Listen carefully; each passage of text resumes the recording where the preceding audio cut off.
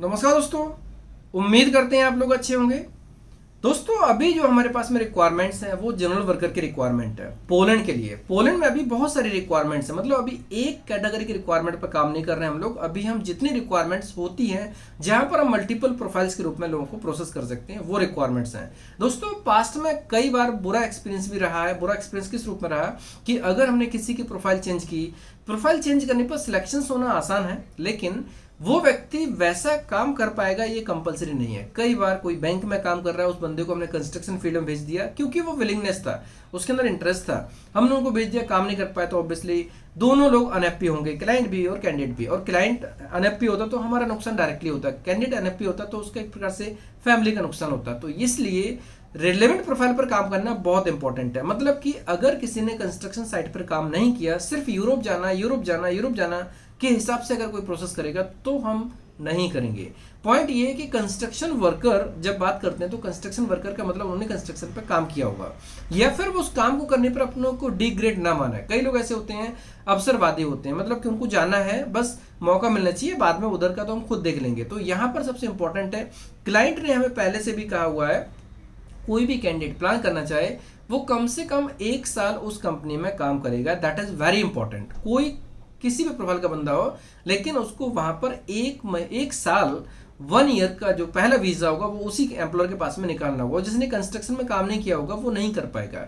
देखो अवसर के हिसाब से देखा जाए तो सैलरी हो या यूरोप में वीजा हो, इसके लिए लोग कई बार अपनी प्रोफाइल को अपग्रेड की जगह डाउनग्रेड भी कर सकते हैं। पॉइंट ये कि वहां पर उनको लाभ दिखेगा। बट मेरा पॉइंट है कि जब तक मेंटली आप इसके लिए प्रिपेयर ना हो तब तक हम इसमें आपको प्रोसेस नहीं करेंगे। और अगर किसी की प्रोफाइल डाउनग्रेड होती है तो हम उनसे एक सेपरेट एफिडेविट लेंगे कि हम इस प्रोफाइल में अपनी इच्छा से अप्लाई करना चाहते हैं और उस चीज के लिए हम काम करने के लिए हम खुद ही रिस्पॉन्सिबल होंगे। That is very important. मतलब कि अभी कोई भी व्हाइट कॉलर व्यक्ति को कंस्ट्रक्शन साइट में नहीं डालेंगे।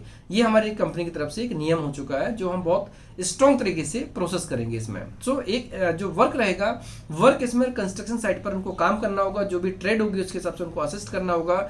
अलग अलग काम जैसे मटेरियल, क्लीनिंग एरिया, इनके ऊपर लोडिंग अनलोडिंग और उनको जो जो भी मेसन, कारपेंटर, सभी के साथ में उनको असिस्ट होने का काम करना पड़ेगा।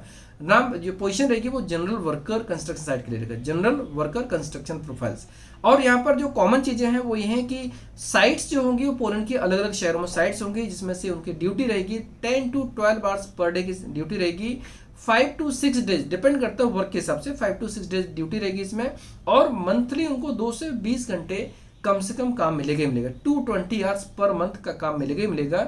और यहाँ पर कंपनी की तरफ से ये रिक्वायरमेंट इस तरीके से दी गई, तो उनका जो ऑन एवरेज प्रोजेक्ट चलता है उसके हिसाब से ये चीज अप्लाई होने वाली है। सैलरी की बात करते हैं तो 22 ज़िलोटी पर आवर, 22 ज़िलोटी पर आवर की सैलरी होगी। कंपनी की तरफ से ड्रेस कंपनी खुद प्रोवाइड करेगी, ट्रेनिंग प्रोवाइड करेगी। जो सैलरी होगी, सैलरी की डेट फिक्स होती है। अब कोई भी कैंडिडेट ज्वाइन करने के बाद में 1-2 महीने के बाद में, 3 महीने के बाद में अगर उनका परफॉर्मेंस अच्छा होता है और अगर उनको एडवांस पेमेंट की आवश्यकता पड़ती है तो कंपनी एडवांस पेमेंट भी देती है।